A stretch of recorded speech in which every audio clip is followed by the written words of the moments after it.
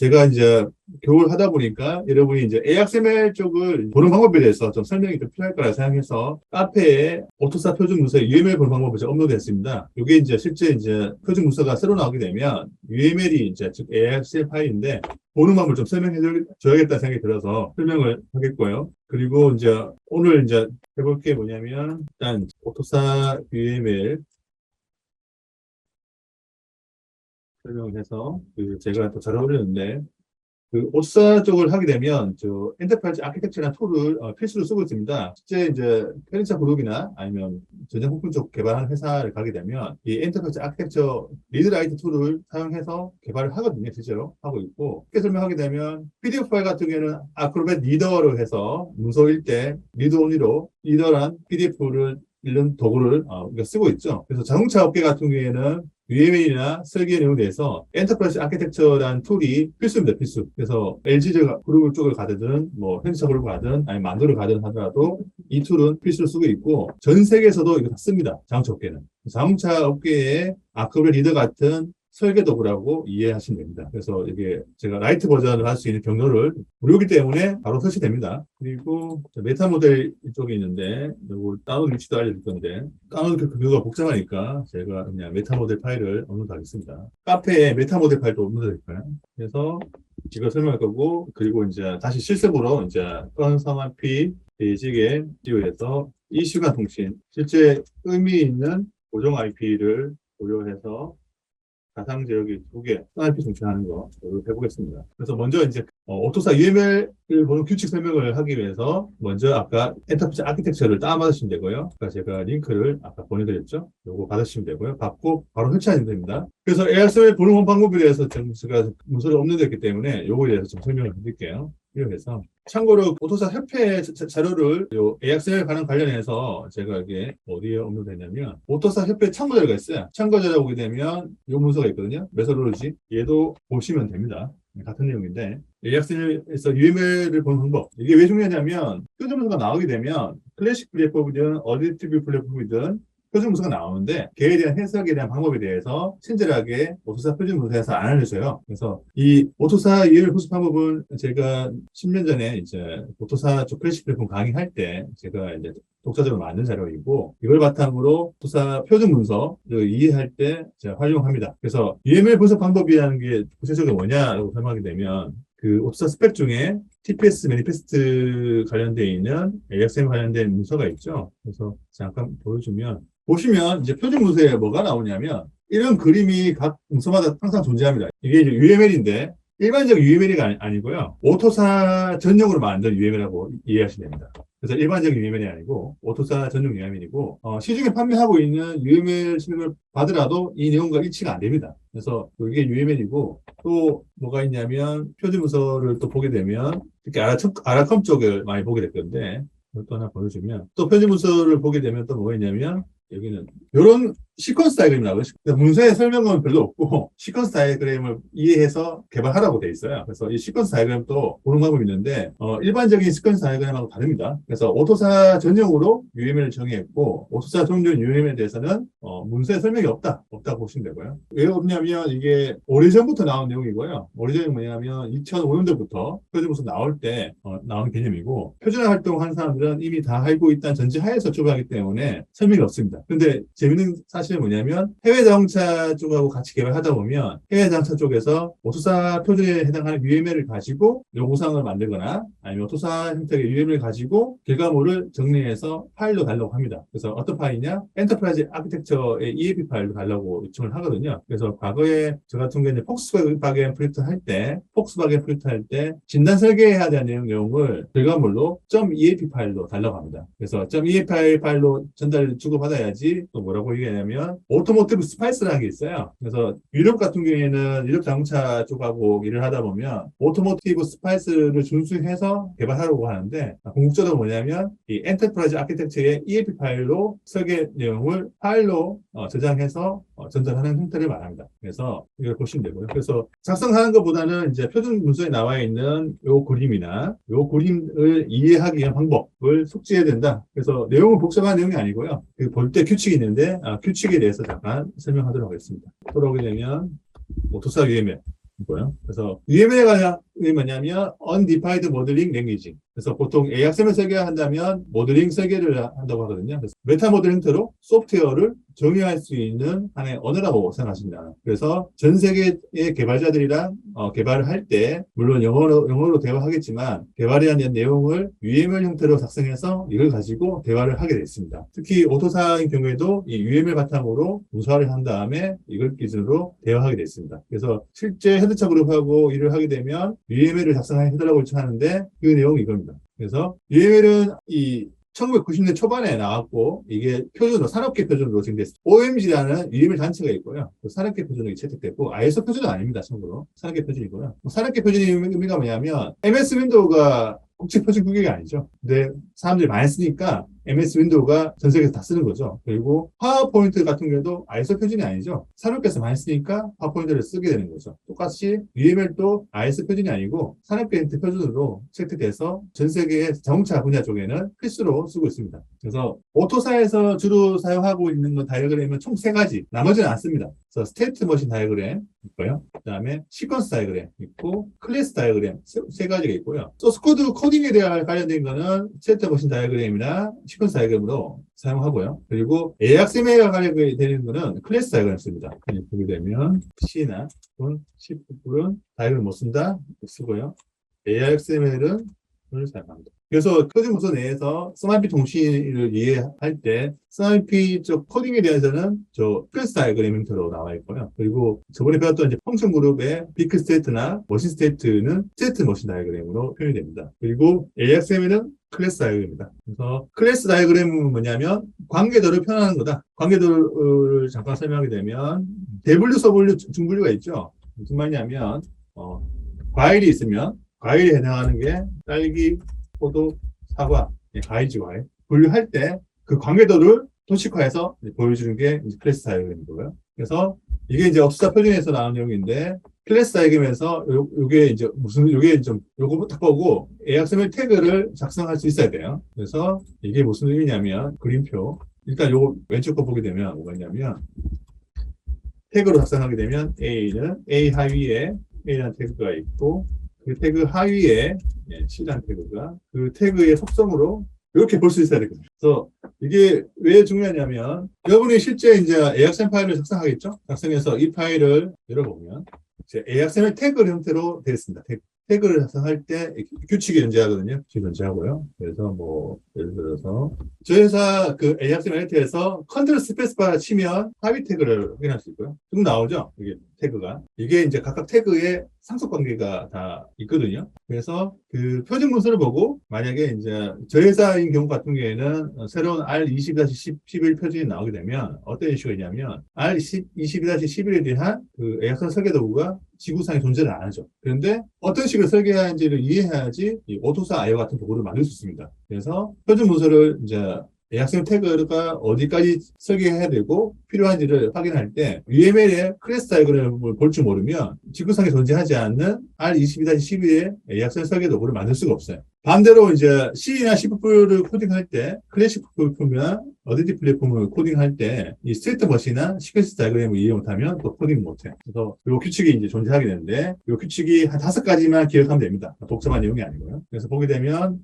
이런 형태로 클래스 다이어그램이 존재하고 있고요. 그래서 이걸 왜 설명하냐? 일단 표준 문서에 나와 있죠. 이렇게 나와 있고 제가 그 EA 라이트를 설치하게 되면 제가 첨부한 문서에 태그에 AP의 메타 모델, 메타 모델을 보게 되면 메타 모델 파일이 있고 여기 EAP 파일이 있어요. EAP 파일을 없는 상태에서 더블 클릭하면 이렇게 툴이 시행돼요. 참고로 그 여러분이 설치한 그 다운 파일 보게 되면 처음에 누르면 시작이 안 될 거예요. 그때는 프리퀀스 있거든요. 프리퀀스에 use JTAG 1.4를 체크를 제거해야지 툴이 열린다고 아까 제가 테스트 해보니까 나오더라고요. 프리퍼런스에 use의 JTAG 4.0을 사용하지 않겠다고 해야지 오토사에서 작성한 EA 파일이 열립니다. 그래서 이게 왜 중요하냐? 실제 이제 개발을 하게 되면 표준 문서를 보게 되는데 표준 문서를 볼 때 어떤 문제점이 있냐면 쉽게 설명 문서가 너무 많다는 거죠.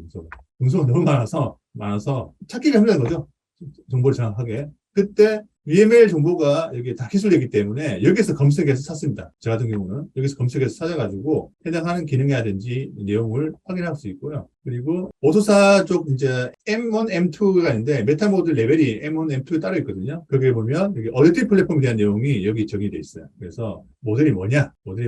업그레이드 데이터 타입에 대해서는 모델이 뭐냐? 이게 도식화돼서 나와 있고 이걸 보고 내가 설계할 범위와 내용을 확인할 수 있고요. 그리고 밑에 이제 다큐멘트 드로잉을 보게 되면 어댑티브 플랫폼이 있고 여기 가게 되면 예를 들어서 각각 설계에 필요한 AXML 설계의 최대 범위는 어디냐? 이렇게 도식화돼서 한 번에 확인할 수 있습니다. 확인할 수 있고요. 그래서 개발할 때 얘를 사용할 수밖에 없다.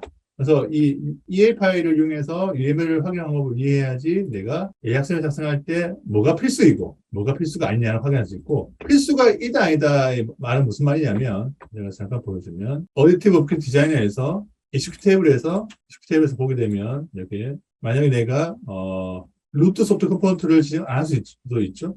이렇게 보면. 그럼 여기 밸리데이션 하면 executabl의 시행 파일에 루트 소프트 컴포넌트가 적용이 안 됐다, 저는. 그죠? 이거 왜 필수냐, 이거죠. 왜?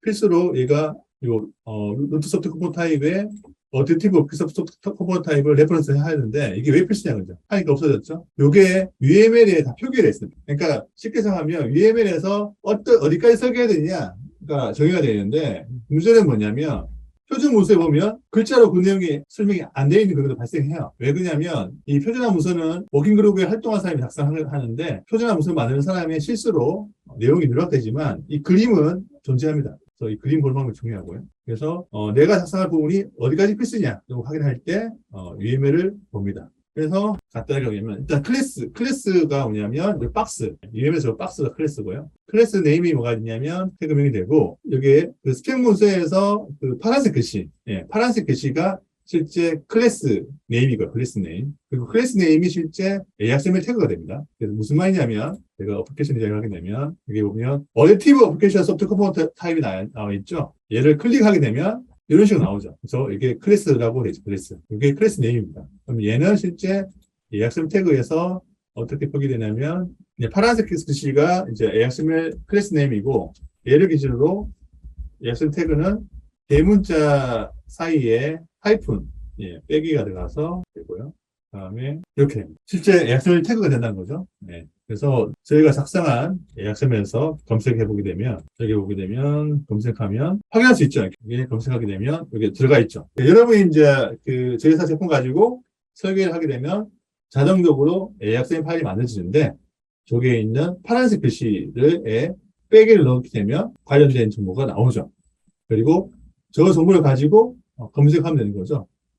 만약에 이제 예를 들어서 여기 있는 내용 중에 특정 태그에 대해서 좀 알고 싶다. SNIP 서비스 인스턴스 to 머신 매핑 이라는 거를 내가 알고 싶다. 보게 되면 AXML 태그에서 어떻게 했냐면 요 빼기를 빼고 빼기 뺐죠. 그 다음에 얘를 복사한다. 문서에서 검색하면 나오죠. 설명이. 그리고 만약에 이제 이 문서 말고 다른 문서도 보고 싶다 하면 그 PDF에서 제일 많이 쓰는 방법인데 표준 문서 스펙 위치를 정해서 해당하는 표준 문서의 통으로 하이퍼리 있는 내용에 요 정보가 포함된 PDF를 다 검색해서 찾아줍니다. 그래서 누르면 여기 관련된 내용을 찾을 수가 있죠. 그러니까 저기에 있는 클래스 네임, AXML 태그가 관련되어 있는 표준 문서를 찾아주고 그 표준 문서를 통해서 해당하는 내용을 추적해서 무슨 의미가 있는지를 확인하는 겁니다. 그래서 PDF에서 폴더를 찍어서 검색할 수 있는 방법을 알아야 되고요. 이렇게 찾을 수가 있거든요. 그렇죠? 그 다음에 클래스 네임을 가지고 있는 형태인 경우에는 뭐가 있냐면 숏네임을 하죠. 숏네임. 해당하는 이제 그 의미 있는 값이죠. 숏네임이 뭐냐고 보게 되면 여기 오게 되면 이제 그 소프트 컴포넌트 같은 경우에는 여기에 네임이 들어가죠. 네임. 그리고 executables도 네임이 들어가죠. 얘가 숏네임이죠. 숏네임. 해당 클래스 네임을 가지고 있는 태그의 실제 이름이죠. 실제 이름을 숏네임으로 넣어요. 숏네임으로 하고요. 그래서 숏네임 태그가 등장하고 있고 그리고 하위에 어트리뷰트 리스트가 요게 기술 정보로 대문자 사이에 하이픈 들어가서 값이 들어갑니다. 그래서 불 타입을 하면 폴스 트루를 넣을 수 있고요. 그리고 신벨의 C 아이덴티티 같은 경우에는 이제 문자, 스트링이죠. 그래서 요걸 보고 이렇게 나온다는 걸 이해해야 됩니다. 이게 이제 클래스의 기본적인 설명이고요. 그리고 이게 이제 또 스펙 중에 제일 중요한 내용인데 이거가 제일 중요한데 뭐냐면 부모와 자식인데 부모와 자식. 그래서 이런 모양이 됩니다. 이런 모양. 제너럴라이제이션에서 상속. 이게 왜 중요하냐면, 요 상속 마크가 화면을 좀 확대했겠는데, 예, 요거 보이죠? 요게 상속이고요. 상속으로 되어 있는 요 태그는 실제 AXM 태그가 존재하지 않습니다. 대분류라고 해요, 대분류. 이게 무슨 말이냐면, 상속에 대해서 설명하냐면, 이게 이제 스펙 볼 때 제일 중요한 내용인데, 그래서 과일이라는 이제 대분류가 있어요. 과일에 포도, 사과, 딸기가 있죠. 근데 과일이라는 거는 실제 존재 안 하는 거죠. 분류를 하기 위한 명칭이지, 실제 존재를 하지 않죠. 그래서 포도, 사과, 딸기는 실제 존재하는데, 과일은 실제 존재하지 않는 분류 개념을 쓰는 거지. 사람, 예. 사람도 이제 분류 개념을 쓰는 거지. 실제 존재하지 않는 거죠. 사람은 남자와 여자. 실제 남자, 여자도 분류로 쓰는 거지 객체가 아니죠. 네. 그래서 상속이라는 개념입니다. 그래서 이게 왜 중요하냐면 이 표준 문서에 보게 되면 소프트웨어 컴포넌트 타입이라는 글자가 이렇게 언급돼요. 근데 파란색 글씨는 맞죠. 근데 파란색 글씨 맞는데 얘가 실제 존재하지 않는 태그입니다. 그래서 존재하지 않는 의미가 뭐가 있냐면 어브스트랙트, 수상화되는 개념이다. 수상화 뭐냐? 네, 상속 관계가 있는 거다. 그래서 요 소프트 컴포넌트의 업셋으로 여기 보게 되면 어플리케이션 소프트 컴포넌트 타입과 컴포넌트 소프트 컴포넌트 타입 이 두 개가 있는 거죠. 두 개가 상속 개념으로 존재한다는 거죠. 그래서 이걸 좀 도식화된 상태에서 좀 보여주면 좋은데 어디티 플랫폼의 타입 여기 보게 되면 시간인데 여기 보게 되면 이제 컴포넌트 소프트 컴포넌트 타입이랑 업젝트 타입이 여기 상속 개념이 되죠. 상속이기 때문에 소프트 컴포넌트 타입이라는 거는 실제 존재하지 않는 태그고 상속받은 게 컴포넌트 소프트 컴포넌트 타입이랑 업그레이드 소프트 컴포넌트 타입이 실제 존재하는 태그입니다. 두 개가. 그래서 어브스트랙트 수상으로 되어 있는 거는 존재하지 않는다. 근데 왜 그게 아니야? 문서상 설명할 때 예를 들어서 뭐 남자는 다 군대 가야 된다. 뭐 얘기하겠죠? 그러면 여자는 군대를 안 가는 거죠. 그러면 남자 여자를 구분할 때 저기 상속 개념으로 분류를 한 거지. 예. 실제 군대 가는 사람은 뭐 홍길동 군대 갑니다. 뭐 이렇게 분류하겠죠. 예. 그래서 남자라는 거는 실제 특정인을 얘기할 수 없다는 거죠. 그래서 이 상속 개념이 있다는 거. 그래서 표준 문서를 볼 때 소프트 컴포넌트 타입에 대해서는 예를 들어서 뭐 소프트 컴포넌트 설계를 해야지 어디 플랫폼에서는 이 테이블에서 시행 파일을 만들 수 있다 보게 되면 이 소프트 컴포넌트 타입은 실제 존재하지 않는 태그고 컴포넌트 소프트 컴포넌트 타입이라든지 어플리케이션 어디티브 어플리케이션 소프트 컴포넌트 타입이 이슈 테이블에서 루트 소프트 컴포넌트로 레퍼런스 할 수 있는 정보라고 인지를 할 수 있겠죠. 그래서 이게 이제 제일 인정한 거고 이슈 테이블을 보게 되면 뭐라고 되냐면 여기 이슈 테이블인데 실행 파일 이슈 테이블의 실행 파일에 여기 각각의 속성이 있죠. 속성 어트리뷰트 리스트 리스트고요. 실제 툴에 보게 되면 여기에 저희 툴과 비교하게 되면 요 항목들이 여기 나오죠. 보시나요? 이렇게 똑같죠? 그러면 AX 설계에서 여기 보게 되면 0땡땡1 있어요. 0땡땡1 0땡땡1이 뭐냐면 옵션 필수가 아니야. 필수 작성해도 되고 작성 안 해도 되고 근데 이게 1땡땡1이면 필수거든요. 반드시 작성해야 되는 거고요. 그래서 이렇게 표시됩니다. 그래서 0땡땡1은 뭐냐면 이 네 가지 다 전부 다 개발 과정에서 필수로 넣을 필요는 없다. 0땡땡1 있고요. 하나의 실행 파일은 루트 소프트 컴포넌트를 0땡땡1 할 수도 있고 없을 수도 있다. 여기 의미 있죠. EXEC 테이블에서 루트 소프트 컴포넌트 프로타입이 없는 EXEC 테이블이 존재를 합니다. 실제로. 예. 그래서 지금 루트 소프트 컴포넌트 타입에서 지금 보게 되면 CM 같은 경우에는 뭐가 있냐면 CM이나 EM 경우에는 루트 소프트 컴포넌트 타입이 없어요. 여기 0땡땡1이니까 루트 소프트 컴포넌트 타입이 없는 게 존재한다는 거죠. 근데 우리가 개발한 어플리케이션 레벨의 경우에는 루트 소프트 컴포넌트 타입이 존재를 해요. EXEC 테이블 밑에. 근데 얘는 없죠. EM과 CM이 없죠. 그러니까 EM, CM은 어디티브 어플리케이션 소프트 컴포넌트 타입을 정의하지 않고도 개발이 가능하기 때문에 루트 소프트 컴포넌트 타입이 필요 없게 설계가 가능합니다. 혹은 설명하게 되면 레퍼런스로 모양을 좀 이상하게 타입. 얘가 뭐냐? 0땡땡1이죠. 필수가 아니라는 거죠. 그래서 필수가 아닌 건 뭐냐면 어디티브 플랫폼 표준에는 뭐가 있냐면 노노토사 어플리케이션도 EM에 의해서 시행돼야 됩니다. 그러니까 노노토사 어플리케이션이니까 어티브 어플리케이션 소프트 컴포넌트 타입이 아니죠. 근데 EM에서 실행해야 돼요. 그럼 EM에서 실행하려면 실행 파일명이 필요하죠. 그래서 실행 파일명을 등록하기 위해서 이슈 테이블을 설계할 수 있고요. 그리고 해당하는 노노토사 어플리케이션 같은 경우에는 어티브 어플리케이션 소프트 컴포넌트 타입이 아니죠. 이것도 가능합니다. 예. 그런 의미에서 요 표시가 돼 있어요. 중요하고요. 그래서 일단 제너레이션 상속에는 얘는 존재하지 않는다. 하위에 있는 것 중에 하나가 필수 태그가 존재한다. 그 다음에 아까 봤던 게 뭐냐면 요 뭐야 에그리게이션, 집합, 소프트 컴포넌트 타입의 하위에 뭐가 있냐면 포트 프로토타입이 들어간다는 거죠. 이게 뭐냐면 모든 소프트 컴포넌트 타입은 하위에 P포트, R포트를 가진다는 거죠. 그때 요 모양이 있고요. 그리고 여기 보면 0땡땡 별표 없거나 무한으로 넣을 수 있다.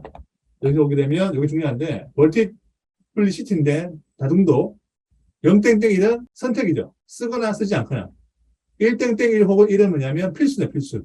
그러니까 여러분이 이제 그 스프링 모델에서 또 중요한 게 뭐냐면 멀티플리시티가 1인 경우에는 필수네 필수. 혹은 1땡땡 별표 반드시 한 개 이상 존재해야 돼요. 이게 저희 회사가 AXML 쪽에 밸리데이션 할 때 요걸 가장 영순위로 제가 구현을 하거든요. 얘가 필수다. 필수가 뭐냐면 어플리케이션 디자인이나 이슈큐션 매니페스트 디자인, 이슈큐션 매니페스트를 설계를 할 때 해당 태그가 설계가 안 돼 있으면 제네터가 소스 코드를 생성 못 해요. 그리고 또 중요한 게 뭐냐면 멀티플 시프트가 이게 2개 이상인 0땡땡 별표인 경우에는 여기에 요 소스 롤의 이름에 S라는 글자가 들어갑니다. S. 무슨 말이냐면 어플리케이션 소프트 컴포넌트 타입 안에 보게 되면 여기에 포트 쓰라고 되어 있고요. 요 하위에 포트를 계속 추가할 수 있죠. 계속 추가할 수 있죠. 멀티플 시프트가 그래서 요게 되게 중요합니다. 예. 그래서 집합 관계일 때 요 태그의 하위 태그인 거고 요 소프트 컴포넌트 타입은 어브스트릭트 추상화되는 거죠. 그래서 모든 소프트 컴포넌트 타입은 포트 프로토타입, R포트, P포트를 가진다라는 의미겠죠. 그리고 레퍼런스 뭐냐면 어소시에이션인데 해당한 태그가 해당한 정보를 가리킨다.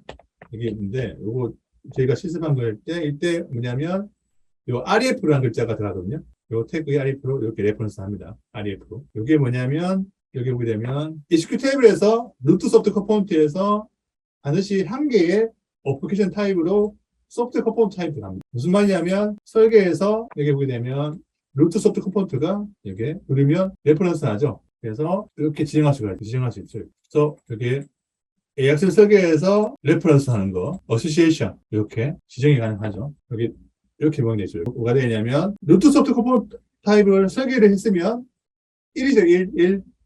필수로 소프트 컴포넌트 타입을 레퍼런스 해야 된다. 소프트 컴포넌트 타입. 다시 하게 되면. 그래서 AX 태그에서는 여기 RF의 데스티네이션으로 해당 클래스, 가리키는 클래스 명이 여기 들어갑니다. 그리고 여기 숏네임 기준으로 숏네임에 있는 패스명으로 이렇게 들어갑니다.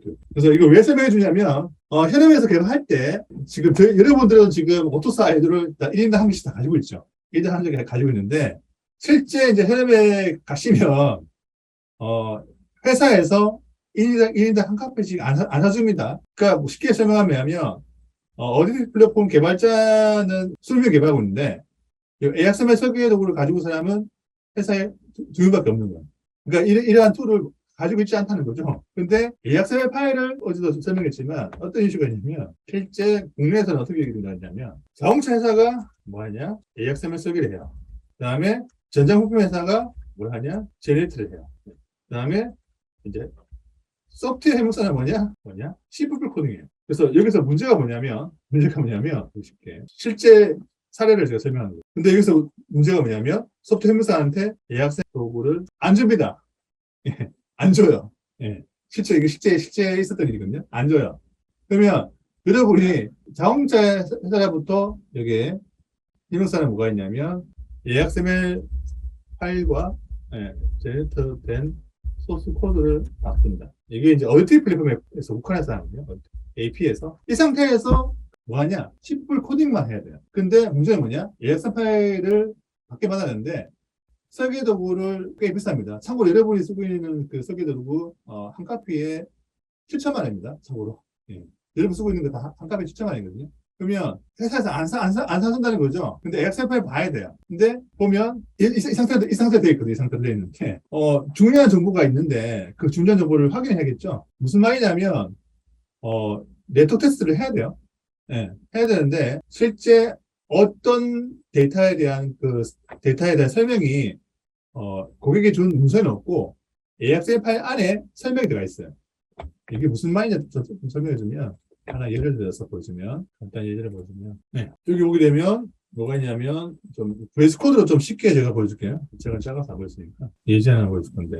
이렇게, AXF 파일에 뭐가 있냐면, 기능에 대한 설명이 여기 텍스트로 들어간다, 이렇게. 보이시나요? 그러니까 여기 보면, 이제 어플리케이션 에러에 대한 처리에 대해서, 에러에 대한 이제 그 리턴 값에 대해서 문서가 여기 들어있습니다. 그래서. 그러니까, 실제 오토사로 개발하게 되면 설명한 내용을 MS 워드나 파워포인트 엑셀로 전달하지 않고 AXM 파일 안에 문서 설명이 들어가 있어요. 근데 설계 도구가 없기 때문에 수작으로 다 확인해야 돼요.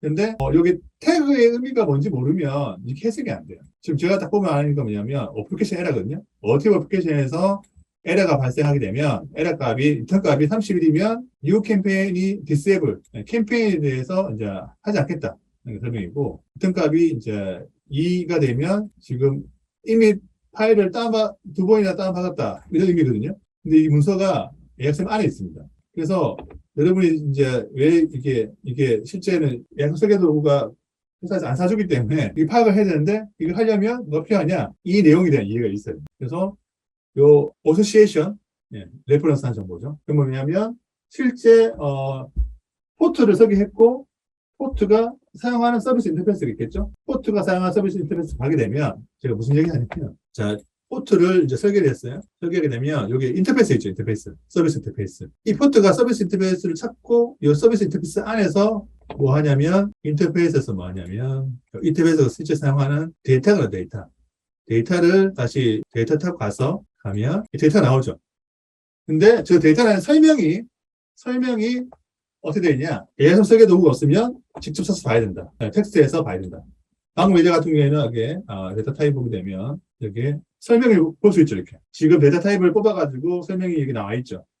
그래서 상용 도구를 쓰면 설명을 일일이 다 하게 할 수 있죠. 근데 상용 도구를 사용하지 않으면 이 설명 부분에 대해서 수작업으로 다 찾아야 된다.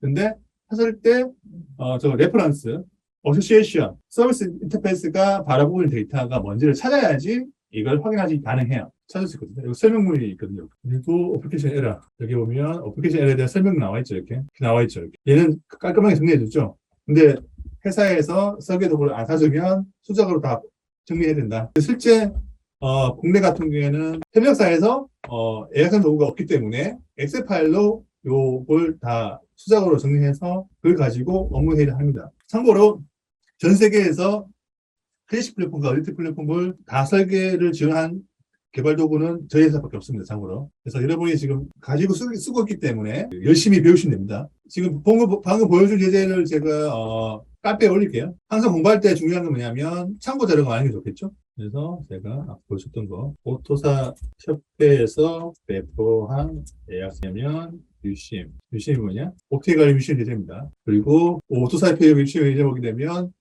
여기 적혀 있죠? 팝콘사과라고. 오토사 협회에서 배포한 유심 예제는 저희 회사가 만든 겁니다. 참고로. 팝콘사 박혀 있죠? 그래서 지금 오토사 협회에 그 표준을 활동할 때 저희 회사 오토사 아이오 툴이 참여 멤버들이 잘할 수 있도록 저희가 무상으로 협회 멤버한테는 배포하고 있습니다. 그리고 유심 관련 예제는 저희 회사가 다 작성한 거고요. 자, 그러면 일단 페이지 수가 얼마 안 되거든요. 요게 좀 제가 설명이 좀 필요하겠다 생각이 들더라고요. 그리고 일단 시식을 좀 취하고 15. 그래서 제가 드리고 싶은 말씀은 뭐냐면 여러분이 지금 제 회사로부터 이제 약속 설계도구나 제네레이터 개발 아이디 가상제기 다 받으셨죠. 예. 그래서 실제 실험에 가시면 쓸 수 있게 해주지 않는다. 왜냐면 보겠지만 자동차 회사가 AXM 설계를 해요. 그래서 자동차 회사가 AXM 설계 도구를 가지고 있는 거고 전자부품 회사가 제네레이터를 해요. 그럼 전자부품 회사가 제네레이터를 가지고 있는 거예요. 그러면 협력사는 어떻게 되냐? AXML 설계 도구도 없고 제네레이터도 없죠. 둘 다 없는 거죠. 근데 저희 회사 오토사 아이 같은 경우에는 AXML 설계도도 되고 제네레이터 되죠. 그러니까 쉽게 말하면 이 자동차 회사가 잘 설계를 해야지 소프트웨어 협력사까지 잘 된다. 거고 그리고 자동차 회사나 전자부품 회사에 이제 그 입사를 하려면 AXML 설계와 제네레이터를 제대로 흡수해야 된다. 그리고 이 세 개 회사가 어떻게 됐든 간에 여러분이 뭐 했냐? 오토사 UML을 정확하게 이해하고 있어야 된다. 이해 안 하면 이 자동차 회사, 전자부품 회사, 소프트웨어 회사 이해를 못하는 거죠. 그래서 association, AXML 레퍼런스에 대한 거를 제가 설명했고요. 그 다음에 디펜던시하고 레퍼런스의 가장 큰 차이가 뭐냐면, 디펜던시는 뭐냐면 두 개 이상의 레퍼런스가 두 개 이상. 무슨 말이냐면 설계를 하다 보면 AXML 설계 내용 중에 보여주면 여기는 IID가 오는데 AXML 예를 보게 되면 지금 이게 컴사이트 베이직 쪽인데 일단 VS 코드로 적어줄게요. 그래서 레퍼런스 RF 같은 레퍼런스 같은 경우에는 한 개에 대한 외부 태그를 레퍼런스 하는 거고 IIF는 두 개 이상 두 개 이상 레퍼런스 하는 거고요. 그래서 예를 들어서 서비스 인스턴스나 포트를 유통하려면 포트 정보랑 서비스 인터페이스 정보가 매칭이 돼야 돼요. 그때 이제 두 개 이상의 태그가 들어가겠죠. 이때 이용해서 지정됩니다. 그래서 표준 문서에서 이런 구조로 되어 있으면 두 개 이상의 정보를 이제 참조한다. 그리고 두 개 이상의 참조가 되어 있지 않으면 이제 설계가 완료가 안 된 거죠. 그렇게 이해하시면 되겠습니다. 그래서 요 화살표 모양, 이게 디펜던시를 의미한다. 특히 이제 디펜던시 쪽에 오토사 어디디 플랫폼에서 가장 대표적인 예가 어떤 게 있냐면 머신 디자인에서 여기 보게 되면 머신 디자인에서 이전 디바이스 정보를 여러 개를 레퍼런스를 한다든지 아니면 어플리케이션에서 스타터 컨피그 할 때 전체 제가 중요한 전화 와서 받고 찾도록 하겠습니다. 그래서 보면 이제 프로세스 같은 경우에도 여기 하위에 디펜던시 관련해서 상당한 많은 정보가 AXML 태그 하위에 두 개 이상이 추가된 경우가 발생하거든요. 그래서 이런 것도 디펜던시에서 정의가 되어 있다. 그래서 스타트 컨피그 쪽으로 잠깐 보게 되면 프로세스겠죠. 그래서 보게 되면 설계한 스타트 컨피그고요. 여기 보게 되면 여기에 execution dependency 같은 경우에는 이게 디펜던시로 이렇게 표시가 되어 있죠. 얘도 state dependence 아까 봤던 그 모양 형태 디펜던시 형태로 화살표가 되어 있죠. 이런 거를 이제 확인할 수가 있습니다. 이 경우에는 두 개 이상 정보를 레퍼런스 한다. 이해하시면 되겠습니다. 이게 이제 클래스 다이어그램 같은 경우에는 요게 하나, 둘, 셋, 넷, 다섯 가지만 알면 됩니다. 다섯 가지. 다섯 가지만 알면 새로운 표준이 나오더라도 태그를 작성할 때 어디까지 필수이고 어디까지 작성해야 되고 관련 정보가 어딘지를 확인할 수 있다. 확인할 수 있는 거고 그리고 이 EAP 파일을 열면 또 뭐가 있냐면 검색 기능이 있어요. 검색 기능. 검색 기능 통해서 이렇게 찾아갈 수 있거든요. 이렇게 검색 기능 통해서. 그래서 관련된 정보를 자세하게 배울 수가 있습니다. 이걸 찾아간 거거든요. 그래서 이 ELIT라는 소프트웨어가 필수이다. 필수라고 보시면 되고요. 그래서 다섯 개만 알면 된다. 다섯 개만 알면 되지만 중요한 건 뭐냐면 표준 문서에 이렇게 자세하게 설명이 안 되어 있다. 그래서 제가 10년 전에, 12년 전에 제가 크래시프를 교육할 때 이렇게 설명했습니다. 그 다음에 시퀀스 다이어그램. C나 C++에서 시퀀스 다이어그램이라는 게 있고요. 그래서 실제 보통 이제 엔터프라이즈 아키텍처 툴을 쓰면 이 툴에서 상용 버전을 구매하게 되면 상용 버전이 한 몇십만 하는데 구매하게 되면 C나 자바나 C++ 파일을 읽어가지고 시퀀스 다이어그램 자동으로 그려주는 기능도 있습니다. 그래서 여기서 핵심 포인트는 뭐냐면 요 머리에 박스 모양이 있고요. 박스 모양. 박스 모양이 하나의 C 혹은 C++ 파일을 의미하는 거고요. 그래서 아까 스나이피 쪽에 시퀀스 다이어그램 하나만 보여주면 박스가 하나, 두 개, 세 개 있죠. 하나, 두 개, 세 개. 이 박스가 하나의 C++ 파일이다, C++ 파일. 한 개의 C++ 파일이라 생각하시면 되고요. 파일이고, 요게 길쭉한 또 바가 있죠, 바. 젓가락 같은 바가 있죠, 바. 요 바가 뭐냐면, 한 개의 함수. 한 개의 함수고, 그 함수 내에서 요 C++ 파일 안에 있는 함수를 호출한 겁니다. 요게 시퀀스 다이어그램의 가장 기본적인 방법이거든요. 그래서 보게 되면, 각각의 C 파일이, 여기는 이제 클래시 플랫폼이 있는데, 파일이 하나, 둘, 셋, 넷, 다섯 개 있고, 여기에 무한대 표시가 되는 게 있어요. 무한대 표시. 이게 뭐냐면, 여러 개의 파일을 이렇게, 요 박스에 무한대 표시가 있으면 여러 개의 파일을 의미하는 거고요. 그리고 요 막대기 같은 게 함수 하나입니다. 함수 하나. 요 함수 내에서 이 함수를 호출하면 다음 함수가 호출되고 이렇게 가겠죠. 그리고 요게, 점선 표시가 뭐냐면, 리턴 값을 가진다.